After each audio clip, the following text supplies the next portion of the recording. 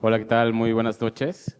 Soy Eduardo Flores, soy editor del sello Grijalvo y a nombre de Penguin Random House le damos las gracias a la Feria del Libro de Monterrey por darnos este espacio y a ustedes por acompañarnos. Estamos muy contentos de estar en esta presentación de un libro que sin duda me emociona mucho, del que me emociona mucho platicar y que también del cual me siento muy feliz de haber podido editar. Son de esos libros que cuando te llegan a las manos como editor, pues sí te sientes muy entusiasmado. O sea, esta primera lectura que tenemos como editores y que después ustedes tienen también como lectores, esa primera impresión es muy importante para nosotros porque ahí vimos pues todo el potencial que tenía este libro. Me parece que es un libro que vale mucho la pena que se lea y que se comente y que además ojalá que después pueda tener una incidencia política en nuestro país porque sin duda revela muchas cosas muy duras que pasaron durante el sexenio anterior y que iremos desmenuzando en esta presentación. Y pues primero agradecerles a Cedric y a Geo por confiar en Grijalvo para que les publicáramos y también por venir acá a Monterrey para acompañarnos en esta presentación. Yo quisiera empezar a hablar acerca del libro de Licencia para Robar. Primero que demos un poco de contexto de el tema, que es un desfalco monumental a las arcas de una paraestatal que se llama Segalmex o que se llamaba Segalmex, la cual pues era uno de los proyectos más importantes o de los que más le entusiasmaban a Andrés Manuel López Obrador durante su sexenio, porque tenía el objetivo de justo ayudar a los pobres, ¿no? Uno de los sectores a los que él más ha dirigido sus campañas y en el que más se ha apoyado durante toda su trayectoria política y le entusiasmaba tanto que de alguna manera creo que la empezó mal, empezó con el pie izquierdo esa paraestatal y de ahí pues vino una bola de nieve que ustedes ya nos irán desmenuzando. Yo primero quería preguntarles cuál es, digamos, la utilidad o la relevancia de tener un libro que primero reúna toda la información acerca de este caso, que de alguna manera ya sabíamos de oídas, de algunos reportajes por acá, de algunas cosas ahí aisladas, pero de alguna manera ustedes lo primero que hacen y lo primero relevante que me parece destacar de este libro es que reúne todas esas piezas, ¿no? Primero, para empezar a dar una guía acerca de todo el desfalco que hubo en Segalmex. Entonces, primero quisiera preguntarles eso, ¿cuál fue esta valía que ustedes encuentran en reunir todas esas piezas? Y también, de alguna manera, ¿cómo fue que ustedes empezaron a indagar más sobre el tema? ¿Cómo llegaron a él? ¿Y cómo se interesaron para, al final, decidirse a hacer un libro de esta investigación?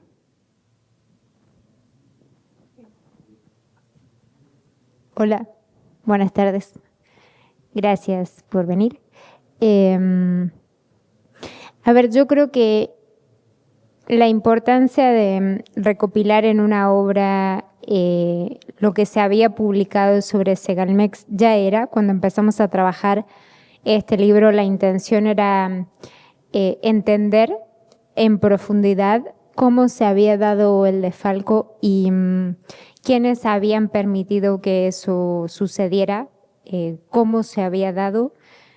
Y nuestra intención inicial fue esa, ¿no? Como darle sentido al mayor caso de corrupción en el gobierno de López Obrador, intentar plasmar o hacer una radiografía de eso, de quiénes eran los protagonistas, cuánto dinero se habían llevado, porque una de las preguntas que nos hacíamos y nos seguimos haciendo a día de hoy es cuánto dinero se llevaron. Pero a lo largo del trabajo fuimos encontrando cosas que no habían sido publicadas y de alguna forma eso nutrió el libro de otra manera. Encontramos la participación de personajes importantes que no se sabía que habían tenido una participación en Segalmex. Y luego, pues, logramos hablar con personajes que, a diferencia de otros casos de corrupción, normalmente no se consigue hablar con los personajes que estuvieron ahí en el momento en el que eso sucedió. Por lo menos no de la forma en la que lo logramos en este libro. Y eso también es interesante porque para mí retrata una forma de pensar. O sea, veíamos o hablábamos con funcionarios, empresarios, con mucha gente que había estado involucrada con el caso de corrupción y a mí me pareció muy ilustrativo para entender la mentalidad de una persona que quizás no llegó a una institución con la intención de saquearla ni robarla, pero pues acabó haciéndolo.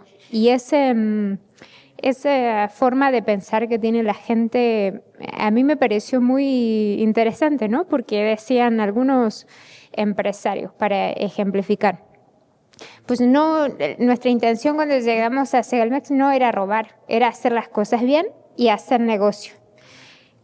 Pero a su vez esos mismos empresarios daban por sentado, porque históricamente habían pagado sobornos en las diferentes dependencias, entonces daban por sentado que iban a tener que pagar sobornos. Y quizás ese acercamiento con los empresarios para mí fue una clave, porque llegamos a entender que para que semejante defalco sucediera no se necesitaba solo un funcionario corrupto, sino todo un sistema que lo permitiera. Y a su vez una serie de mecanismos que normalmente en las instituciones prevén que eso suceda, pues que no estaban dispuestos en Segalmex y acabaron dejando vacíos que sirvieron para que la gente pues, robara. Entonces, bueno, todo esto yo creo que acabamos plasmándolo en el libro y lo decía hace un rato en una entrevista, a mí me parece que estos trabajos periodísticos son importantes para dejar de alguna forma sentado las fallas que tenemos como sociedad, pero también como instituciones y esos errores que cometemos y que luego pueden servir para prevenir, ¿no? Y a su vez nos gustaría, pero no sabemos si vaya a servir, para obtener también justicia en algún momento. Bueno, hola. Yo también quiero agradecer a nuestro público por acompañarnos en un viernes. Es un día difícil, día de fiesta. Yo tomaría lo que menciona Geo acerca de la transformación lenta de un funcionario corrupto, ¿no? Y me recuerda a esta serie que se llamaba Breaking Bad, porque de eso se trata, ¿no? Significa hecho volviéndose malo, ¿no? O sea, y nosotros vemos en esa serie a un personaje, espero que no sea un spoiler, pero que vemos su transformación de una persona decente a alguien que el contacto que tiene con la criminalidad le empieza a gustar y entonces se vuelve malo. Pero, y bueno, me parece que algo de eso encontramos, ¿no? En el libro, en Ovalle. Creo que hay ese componente, el de ver la oportunidad y tomarla, pero también supongo que hay otra cosa que nos distingue a los que no somos corruptos de esos, ¿no? Es decir, si fuera solo la oportunidad y tomarla lo que vuelve a una persona corrupta, pues yo creo que habría un montón de eso, de ese tipo de funcionarios rodeándonos, y creo que no es así, ¿no? Hay más allá de los controles, que de eso luego hablábamos en otras presentaciones, ¿no? Georgina suele hacer este énfasis en cómo la burocracia, que de entrada parece que nos acompleja, nos molesta y demás, tiene una razón de ser, ¿no? Que es, en Segalmex hubiera servido esa burocracia, porque parte de esa burocracia es mirar hacia adentro, vigilar el buen funcionamiento, sancionar, prevenir y demás. Y sin embargo, para mí sigue sin ser suficiente, ¿no? Porque hay otras instituciones que tienen estos controles y sigue habiendo corrupción, ¿no? Y eso lleva a una conclusión más o menos problemática, que es un poco de dónde viene esta corrupción.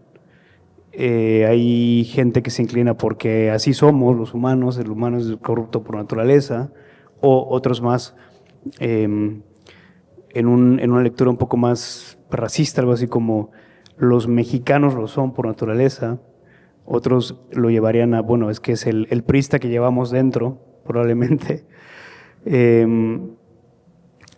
Pero en el caso de Ovalle y sus secuaces, a mí me gusta la parte que reconstruye G ahora mismo, que es pues gente que dijo, iba en un buen plan, iba con una buena intención de hacer bien las cosas y sencillamente se nos dio la oportunidad. Y es un poco decepcionante, ¿no? O sea, es decir, en manos de quién ponemos la gestión de los recursos públicos y sobre todo, quizá yo hablaría de una traición, ¿no? O sea, López Obrador hizo campaña, ondeó la bandera del combate a la corrupción y la reducción de la pobreza, y por muy buenas intenciones que él tenía, esto terminó pasando. Ahora, yo no esperaría, como él lo prometía, que no hubiera corrupción en su gobierno. A lo que me hubiera bastado era que hubiera sanción de la corrupción, pero eso tampoco lo hubo en este caso. Entonces, Segalmex reúne las dos contradicciones del discurso obradorista, que es, esto sucede en la institución que tenía esta finalidad de alimentar literalmente a los más pobres, pero también las fallas que hubo en esta institución que no se sancionan contradicen el compromiso de este expresidente, de nuestro presidente, con el combate a la corrupción. Eso para mí lo vuelve este caso doblemente grave, o sea, lo recubre de una capa de corrupción, pero en un nivel moral, ¿no? Entonces, yo con todo este rodeo contesto a tu pregunta de, pues, ¿por qué era importante este caso, no? Porque es una cosa que nos interpela y nos tiene que llevar a, esto es un caso de corrupción con una distinción, con un agravante, que es, pues, esto que comento, ¿no? O sea, sucede en esa institución y en el sexenio en el que sucede a un presidente como el personaje que él volvió de sí mismo, ¿no? Como este estandarte de la anticorrupción.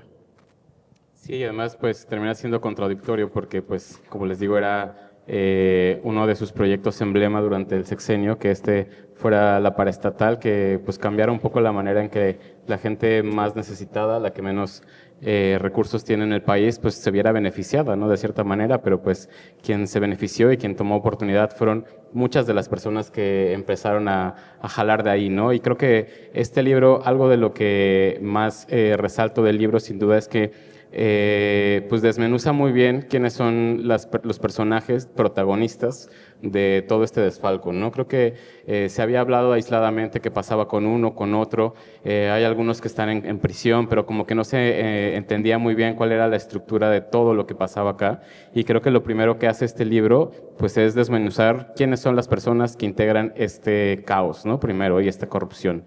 Lo que hace este libro pues es primero dilucidar dos grupos, que eso que me parece también uno de los hallazgos más valiosos de este libro, porque sin duda siempre se había volteado a ver solamente al que estaba al frente de la paraestatal, que era Ignacio Valle, del que también ahorita hablaremos, pero sin duda creo que lo primero que hace es mostrar quiénes son los personajes que están ahí.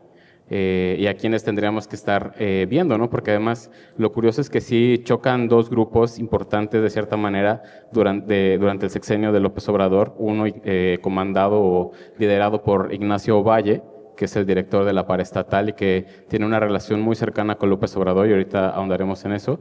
Y el otro, que es una de los hallazgos de este libro, es que es Julio Scherer Ibarra, ¿no? Que es una de las personas que también estuvo muy cerca a López Obrador y que sin duda tuvo muchos intereses alrededor de él, y que aparentemente él también estaba pugnando para que gente cercana a él se quedara con los primeros con las direcciones de la paraestatal, de las que tomaban decisiones para también otorgar contratos que le beneficiaban a él, ¿no?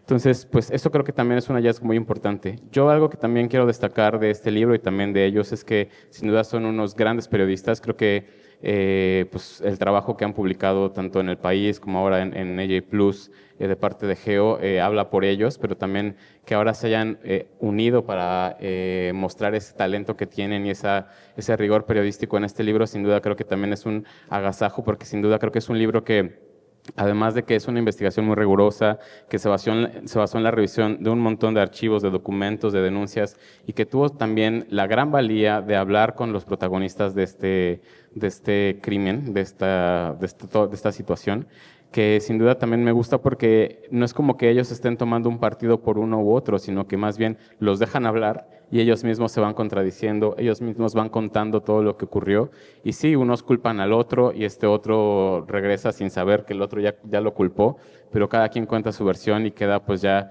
ahí a cuestión de que el lector defina qué es lo que decide lo que pasó, ¿no? Yo creo que este es un libro muy importante por eso y bueno, ahora también quisiera que habláramos de los protagonistas. Del primero que quiero preguntarles es de Ignacio Valle que tiene una relevancia porque era muy cercano a López Obrador y actualmente no hay ninguna orden de aprehensión contra él, a pesar de que era el director. Entonces quisiera que platicaran un poco de esto porque hablan de una manera importante de él en este libro, hacen un perfil político de toda su trayectoria y que también de alguna manera tuvo ahí un punto de inflexión, como también le pasa a Walter White, algo que lo hace virar de cierta manera. Hay un personaje también de la política al cual le echan la culpa a las personas allegadas de Ovalle de que lo cambió. Entonces quisiera que nos platicaran también cómo se acercaron a Ovalle, a la historia de Ovalle y qué fue lo que encontraron alrededor de él que ha hecho como que pues sea este personaje que ahora lo vemos que no ha sido condenado ni ha sido juzgado por nadie.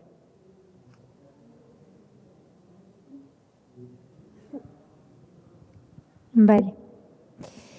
Pues Ignacio Valle es un personaje muy interesante que empieza su carrera política en el PRI.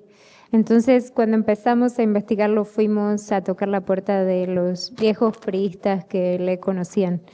Y básicamente es una especie de padrino político de López Obrador, es quien le da su primer trabajo y establece una relación con López Obrador a lo largo de los años en los que el entonces político iba y le preguntaba a Ovalle qué pensaba, si podía participar de determinada elección o aspiraba a cierta candidatura.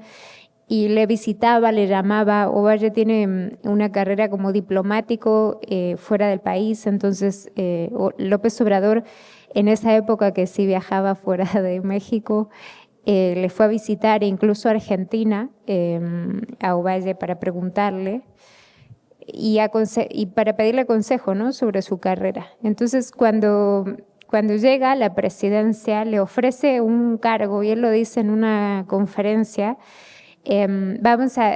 Ellos ya habían tenido una especie de trabajos similares en el siglo anterior en el que Ovalle era el jefe de López Obrador y lo que sucede ahora es ese intercambio, ¿no? Y López Obrador le ofrece entonces el mando de Segalmex y le dice, vamos a hacer lo mismo que hicimos en otra época, pero mejor. Y entonces en ese momento Ovalle, que había estado después entre los 2000 y el 2018 se había quedado sin trabajo y había pasado por una situación económica bastante precaria en la que no había tenido trabajo y había pedido muchos favores a lo largo de esos años. Llega a Segalmex debiéndole favores a mucha gente, sobre todo a amigos que le habían ayudado a subsistir económicamente.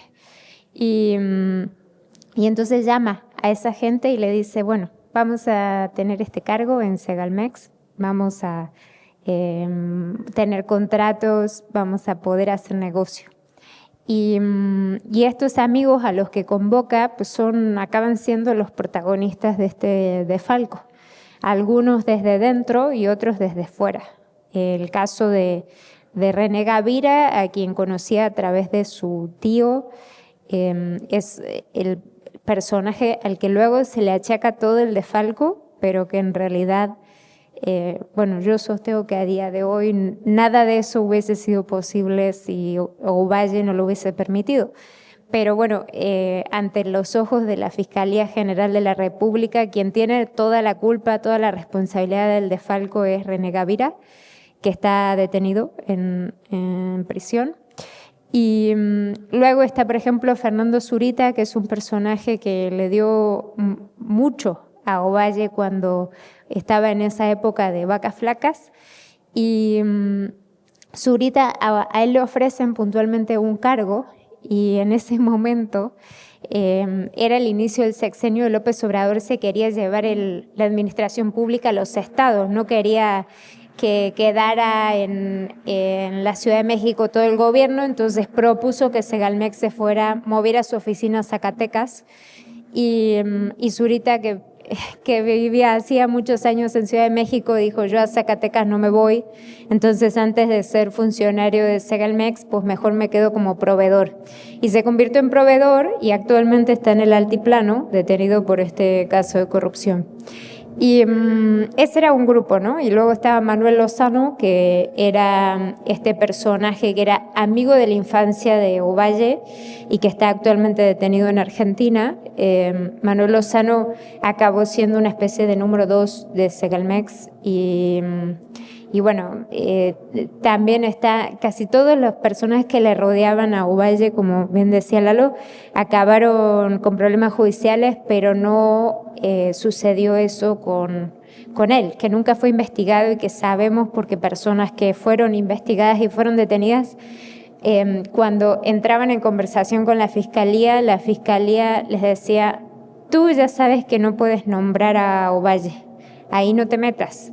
Entonces, incluso cuando las personas sentadas al frente del Ministerio Público querían decir su verdad y decir, pues esto lo comandó Ovalle o esto tenía conocimiento Ovalle, la Fiscalía no quiso escuchar. Entonces no hubo una clara intención de no investigarlo y dejarlo libre. Y bueno, por un lado estaba ese grupo, por el otro lado estaba el grupo de Scherer, que Cedric les va a contar. Sí. Hola. Hola, ya, listo. Bueno, sí, pero también quisiera apuntar algo sobre Ovalle, ¿no?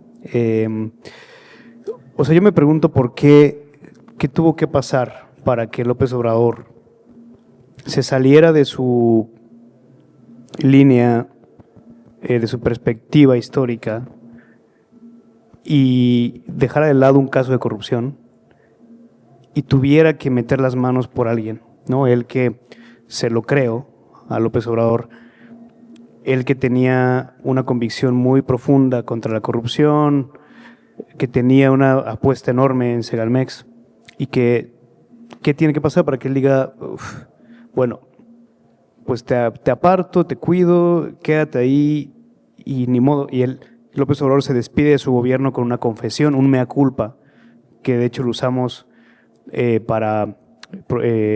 damos un destacado lugar en el libro, que es, él dice en una mañanera, yo diría que Segalmex es la mancha que me llevo, ¿no? La mancha de mi gobierno. Entonces yo creo que le pesó a López Obrador. Y es que Ovalle pues se volvió eso, un mentor, una guía, cuando López Obrador, antes de ser López Obrador, ¿no? Porque hay esos personajes que son autores de su propio mito, como él, ¿no? ¿Quién pensaría que Lula tenía en su momento una figura a quien seguir? O que Fidel, ¿no? O sea, cualquier personaje de la política con la importancia de López Obrador. Y López Obrador lo encontró en Ovalle. Era a quien le pedía consejos, ¿no? En algún momento López Obrador pidió consejos. Y eso lo encontró en Ignacio Ovalle, de quien también nos relatan estos viejos priistas, pues que era un funcionario muy comprometido, que hizo un buen trabajo en Coplamar, en el Instituto Nacional Indigenista, pero que algo pasa que lo transforma. Y ese evento lo encuentran en su paso, en el paso de Ovalle por la CONASUPO, que era igual una institución noble, muy en la lógica de ese PRI de entonces, del PRI hasta cierto punto izquierdista, preocupado por los campesinos, preocupado por hacer gobierno muy en lo local. Pero le pasa a esta institución que llega Raúl Salinas, el hermano incómodo del entonces presidente, que trabaja en CONASUPO con Ignacio Ovalle. Y parece que esa especie de cercanía, ¿no?, de atestiguar actos de corrupción, porque es cuando la CONASUPO se va al traste, hace que Ovalle tira a la basura toda esa trayectoria de funcionario ejemplar y entonces se vuelva este funcionario que ahora conocemos. En ese momento, en los 90s, hubo una investigación en torno a casos de corrupción en la CONASUPO. Ya empezaban a sonar casos graves de corrupción. Se le investigó a Valle, supuestamente, y a un montón de funcionarios, y no pasó realmente nada. ¿Qué es lo sorprendente? Pon tú que en esa ocasión dirías, bueno, pues lo engañaron priistas mañosos la primera vez, pero una segunda, ¿no? O sea que López Obrador, pasando esto por alto, 20 años después, diga, voy a hacer una institución nueva que tenga esta vocación. ¿A quién elijo para dirigirla? Y elija a Ovalle, a pesar de que él sabía todos estos problemas. Pues quiere decir que la lealtad de López Obrador, uno nos habla de que López Obrador es un sujeto que siente una enorme gratitud para ciertos personajes en su biografía, que es muy leal y que es muy crédulo también, ¿no? Digo, esto para nada es un halago para López Obrador, porque realmente el encubrimiento en torno a Valle es un entorpecimiento de la justicia. Entonces, es una cosa que adquiere, yo diría, como cierto nivel de infracción a la ley, ¿no? O sea, esto es un encubrimiento de un delito. Entonces se vuelve grave. Pero bueno, ese es Ovalle para López Obrador. O sea, que en el último tramo de su sexenio este expresidente tan popular diga, pues me voy a tragar esto yo, protegiendo a Valle, a mí me parece de verdad de que habla de el peso histórico de Ignacio Valle en López Obrador, lo vemos en este encubrimiento. O sea, literalmente le salvó la vida, limpió su nombre, López Obrador limpió el nombre de Ovalle y lo mandó a descansar, ¿no? Y ahora Ovalle está en la búsqueda de escribir un libro, ¿no? De una novela que pues también es muy, no sé si lo va a publicar en Penguin Random House o dónde. Eso es lo curioso, ¿no? Que ahora esté tan tranquilo, sin siquiera temer que lo vayan a enjuiciar pronto o que tenga ahí algún problema con la justicia. A mí algo que también me parece importante destacar de este libro es que sí me parece que es un recorrido histórico por la política contemporánea, ¿no? De los 80 para acá. Creo que hacen una labor de investigación y de archivo bastante buena. O sea, sí creo que es muy valioso todo lo que llegan a investigar para que conozcamos los antecedentes de una institución como era Segalmex, que justamente tenía ahí entre pues sus antepasados o entre sus referentes, pues era la CONASUPO, que dirigió Valle en algún momento. Pero pues hablan ustedes de todos los programas sociales que hubo, pues incluso desde López Mateos, ¿no? Hasta la actualidad, poco a poco pasando. Y vamos viendo cómo se van transformando estos a lo largo de los sexenios, de las décadas, para finalmente llegar a este punto donde tienen ahí la disyuntiva de qué va a pasar con Liconza, con Diconza, unas instituciones que tenemos muy arraigadas en México por esto de ir a recoger la leche, que fue como el referente para hacer la portada. Y ahora al final, pues López Obrador decide juntarlas bajo una misma institución que pues termina desarmándose, ¿no? Creo que este libro hace eso, hacernos una labor de archivo y de historia política contemporánea que es muy, pero muy valiosa.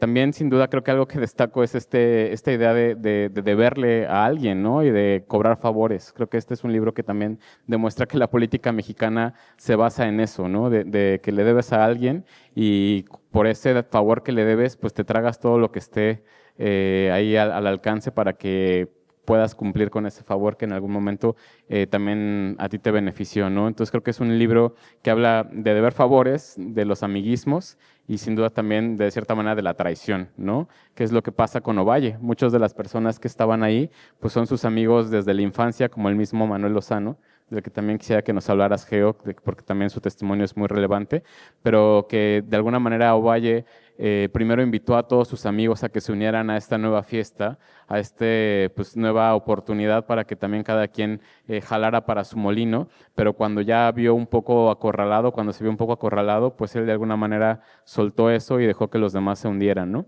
Entonces él trató de salvarse sin decir que él de alguna manera había sido el incitador para que la gente llegara y que también pues hiciera lo que hizo, ¿no? Entonces tampoco es como que él pudiera lavarse las manos de que no sabía, de que no estaba enterado, ni de que no sabía cómo funcionaba eso. Y para algunos de sus compañeros, de sus viejos amigos, como Manuel Lozano, una de las cosas que hace o cómo definen a Ovalle es como un cobarde y como un traidor, ¿no? Porque pues ni siquiera pues, los dejó hundirse también, ¿no? Entonces también quisiera que nos platicaras de eso, Geo. Geo logró hablar con uno de los protagonistas esenciales, como fue Manuel Lozano, que está en Argentina. Geo pues es de Argentina y estuvo persiguiendo esa entrevista durante muchos años, y cuando estábamos ya muy cerca de cerrar la edición del libro, tuvo la oportunidad de hablar con él. Entonces igual cuéntanos un poco de cómo se dio esa entrevista, qué crees que sea lo más relevante de lo que te dijo y cómo cambió también la perspectiva que tenían acerca de la investigación de Segalmex, esa entrevista que tuvieron. Bueno, nosotros hacemos mucho hincapié en agradecer siempre a las fuentes, porque en este caso yo creo que tenían mucho que perder y poco que ganar hablando con nosotros, y aún así aceptaron hablar con nosotros. Y uno de esos casos fue el de Manuel Lozano, a quien, como decías, yo busqué durante largo rato hasta que decidió hablar, y lo decidió porque así se lo pidieron sus hijas y así se lo pidió su esposa, y él sentía que tenía la necesidad de contar su versión de los hechos. Entonces, Manuel Lozano fue detenido en Argentina porque está casado con una argentina y se encontraban en el aeropuerto de Buenos Aires viajando rumbo a España a visitar a una hija. Y la justicia argentina en ese sentido es un poquito más garantista, entonces por tener 82 años, él logró salir de prisión y tener el beneficio de la prisión domiciliaria, algo que sabe que en México no va a tener, y que además por tener una acusación de delincuencia organizada sabe que al pisar México le van a mandar a un penal como el Altiplano, donde acabaron la mayoría de estos detenidos. Entonces él está actualmente peleando para no ser extraditado a México y quedarse en Argentina.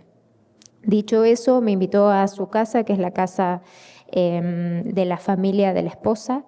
Es una casa muy humilde, y yo lo cuento porque me pareció muy contradictorio con la cantidad de dinero del que se habla cuando se habla del defalco en Segalmex. Es un hombre muy sencillo y estaba enojado con Ovalle. O sea, su posición fue muy dura hacia quien fue su amigo durante muchos años. Él fue amigo de Ovalle desde la infancia y se sentía completamente traicionado. Y lo que tiene Manuel Lozano es que cuenta que él no estuvo en Conasupo, pero cuando vio el lío que se armó en Conasupo y cómo salió Ovalle de Conasupo, pues ahí en ese momento pensó que podía tener algo que ver que podía tener algo que ver Ovalle, y Ovalle se encargó en su momento de decir que había sido engañado por su entorno. Entonces él decidió confiar en su amigo y acabó metido en exactamente lo mismo. Muchos años después, Ovalle salió de Segalmex diciendo que había sido engañado por su entorno, y actualmente todo su entorno está en prisión y él no. Entonces, estaba enojado.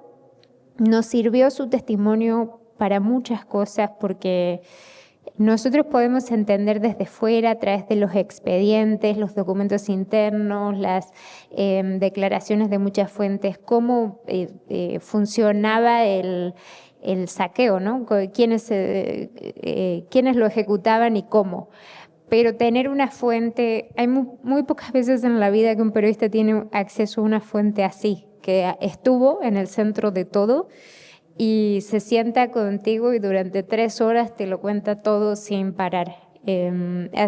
Ha sido en realidad una suerte porque la mayoría de las veces no quieren hablar, sobre todo porque no tienen nada para ganar, y la mayoría de las fuentes están metidas en líos judiciales a día de hoy, entonces no es un mérito que se sienten y hablen. Y nos sirvió también para comprobar muchas otras cosas que ya sabíamos. Había muchas personas que se habían animado a hablar, pero no on the record. Es decir, hay un montón de personas que nos contaron su versión de la historia, pero no quisieron salir publicadas. Y esto para nosotros periodísticamente es un problema porque tú lo puedes tener algún dato confirmado por 3 personas, pero al final de cuentas, si esas personas no quieren dejar su nombre ahí, te tienes que hacer cargo y responsable de esas declaraciones y de ese hecho. Entonces, el hecho de que una persona venga y lo diga on the record completamente nos alivió, y él lo dijo on the record a todo y nos confirmó muchísimas cosas que sabíamos, inclusive la participación de Julio Scherer en el desfalco de Segalmex. Y ese, además, al haber estado ahí adentro, nos dio un montón de detalles que no teníamos, ¿no? O sea, pensamientos, sentimientos, conversaciones internas que tuvieron todos estos protagonistas sobre los que habíamos investigado muchísimo, pero no teníamos todos esos datos, esa interna, ese sentimiento que tenían. Y Manuel Lozano hizo eso, darnos como la visión desde adentro del desfalco, y yo creo que es... Por eso intentamos también dejar en el libro un capítulo entero con su testimonio casi completo, porque nos parecía que era jugoso para el libro, pero además disfrutable para el lector también, ¿no? Una buena exclusiva, ¿no? Además. ¿Me dejas hablar nada más de, ahora sí, de Scherer? Porque hace rato no pude. Sí, la figura de Scherer es importante y la quiero conectar con otro personaje que puede resonar en estas tierras, que es Alfonso Romo, ¿no? O sea, Romo, Scherer, Víctor Villalobos, que fue secretario de Agricultura, son un tipo de exfuncionarios que jugaron como caballos de Troya en el gobierno de López Obrador, ¿no? Por distintas historias, pero todas parecidas en un sentido, que es el de hacer negocios al margen de la función pública, aprovechando su cargo y a veces en contra de los intereses del propio gobierno y en general pues también de quienes votan a este gobierno, ¿no? Además que estos 3 tenían, si bien no formaban parte de necesariamente el mismo clan empresarial, tenían una mirada muy empresarial de la función pública, ¿no? ¿Y a qué me refiero con esto? A que pues es muy egoísta, ¿no? Es hacer dinero. Y Scherer, de él ya sabemos a estas alturas, que literalmente o es acusado de tráfico de influencias y corrupción, ¿no? Corrupción en el servicio público, en muchos negocios. Y en este caso, un mérito de nuestra investigación es haber encontrado la vinculación de este exfuncionario también con este caso, porque parece que quería tener canicas en todos lados y que si hay negocio en un lado, pues seguramente habrá también en otros. Y Segalmex no fue la excepción. Y aquí en Segalmex lo que hace es fungir como un facilitador, un intermediario entre el gobierno, entre los gobiernos y una empresa, una gran empresa en el sentido de gran, enorme, dedicada a la venta de alimentos al gobierno, que se llama La Cosmopolitana, que fue de alguna forma vetada por el gobierno de López Obrador, dado el historial enorme que tenía de señalamientos de malos servicios, corrupción, lavado, desvío, sobornos a funcionarios, y la veta. Entonces la empresa lo que hace es pues encontrar en Scherer, con quien además los dueños de la empresa, los Lanzmanas, tenían una relación personal que fue su abogado, pero también fue su socio en varias empresas, es decir, esto iba más allá de incluso la relación de abogado-cliente. Lo usan para pues abrirse las puertas en Segalmex. Entonces Segalmex lo contrata, pero también a nivel federal Scherer le abre la puerta en otras instituciones, y a nivel local también, especialmente en el gobierno de la Ciudad de México, donde también a la Cosmopolitana le dio mucha entrada. Y Manuel Lozano, otra de las virtudes de su testimonio es justamente que Scherer es también conocido por usar los recursos legales para acallar estas publicaciones. Nosotros pudimos meternos en un problema por este libro, pero una virtud del testimonio de Manuel Lozano es que él tiene la valentía y el coraje de decirnos, confirmarnos estas versiones de que Scherer presionó y manipuló la conformación del equipo de Segalmex para ayudar a esta empresa. Entonces ahí está, ojalá que el señor Manuel Lozano esté bien, ¿no? Y además yo valoro mucho ese testimonio porque sí, como dice Cedric, le dio forma a una investigación que ustedes ya tenían armada. O sea, yo creo que el libro tenía ya una valía periodística muy importante previo a ese testimonio. De hecho, lo íbamos a publicar sin él y de repente llegó a poco de que se publicara. Pero ese testimonio pues todavía redondeó más todo lo que ustedes tenían, ¿no? Creo que ustedes habían dado con esas pistas de vincular a Julio Scherer con este caso. Y ya con lo que les dijo Lozano, pues como dice Cedric, aseguró, ¿no? O sea, porque ustedes no tenían todavía ese personaje que se atreviera a mencionar con todas sus letras la complicidad que había tenido Julio Scherer en este caso, y Manuel Lozano lo hace. Y pues sí creo que es muy importante ese testimonio que terminó redondeando esta enorme investigación periodística que ustedes hacen. Y quiero cerrar con eso, con la valía periodística de este libro. Creo que es un libro que sin duda sirve de referente de lo que es el buen periodismo, y yo creo que más allá de la incidencia política que pueda tener este libro, que espero que ojalá tenga algo, yo sí creo que este es un libro que será referente, ¿no? Para que estudiantes y personas que estén interesadas en el periodismo después lo lean y tengan como esta lección de lo que es hacer un buen periodismo, ¿no? Creo que ustedes han tomado este tema con un gran compromiso, lo han investigado por todos lados y han sacado un montón de información muy relevante que no teníamos, y que en este libro pues logra reunirse para que también las personas que incluso no conocían nada de este caso se enteren todo lo que pasó en el sexenio pasado.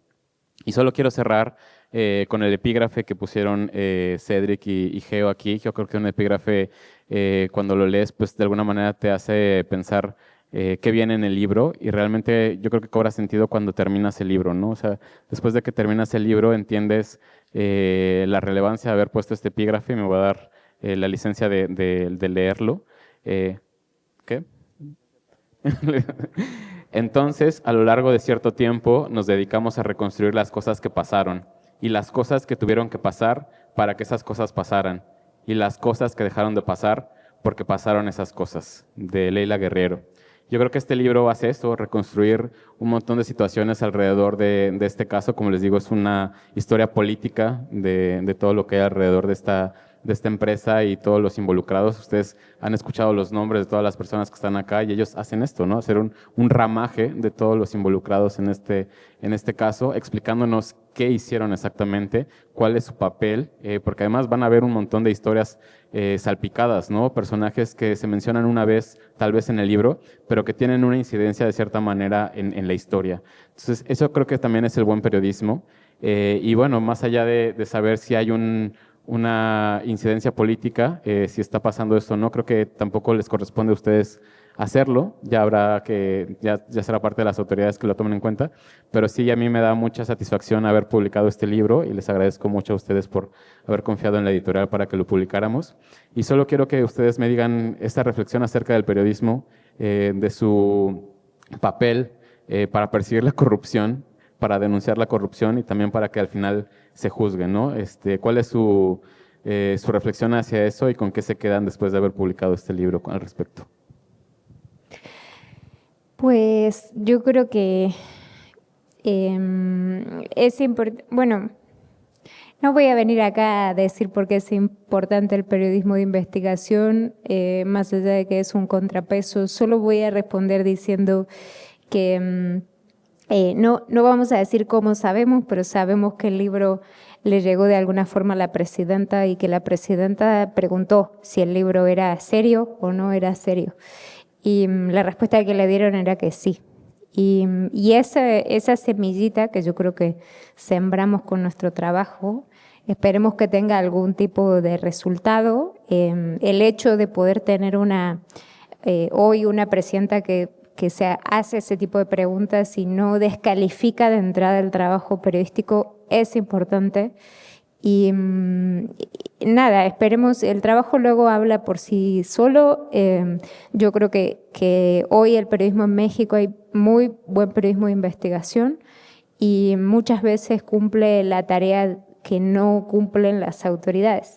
Entonces esperemos haber sembrado una semilla que a lo largo del tiempo, en el futuro, nos dé algo y sobre todo nos dé justicia, porque hay una cabeza de la organización que salió impune de todo esto y hay una oportunidad de las autoridades hoy para hacer las cosas bien y investigarle. No, nosotros no somos jueces, no vamos a decir que le metan a la cárcel, pero sí queremos que investiguen bien y de verdad.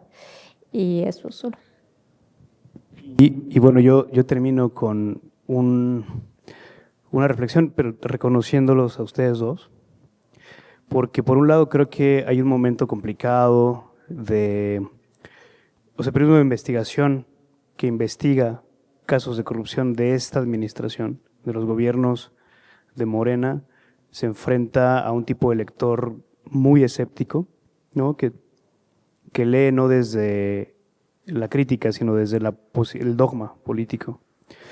Y entonces remar contra eso requiere no solo de la convicción en el tema, ¿no? De esto lo tengo que publicar, sino también es una cosa que encontré en Geo, de un poco complicidad, compañerismo, ¿no? De empuje mutuo, ¿no? O sea, necesitas que alguien te remolque a veces, ¿no? Y creo que eso lo hicimos bien Geo y yo, nos echábamos ganas mutuamente.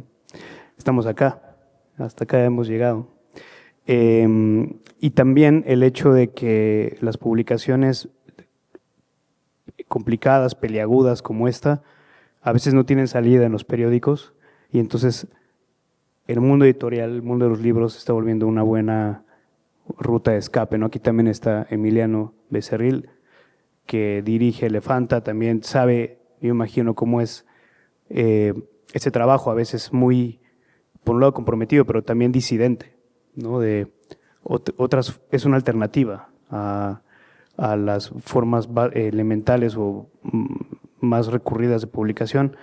Y yo a ti te agradezco, Lalo, por también darnos este apoyo para sacar este libro adelante y que se lea tan bien como yo creo que quedó. Gracias, Geo. Bueno, gracias a ustedes, insisto, por confiar en Grijalvo y pues gracias a quienes nos acompañaron. Gracias a ustedes. Sí, nos da 2 minutos, sí. Si no, Sí, ¿por qué? Sí, No, rápido, claro. rápido. Díganos. La duda puntual y concreta, sí, es ¿en qué momento ustedes como periodistas disciernen entre la verdad y la fantasía?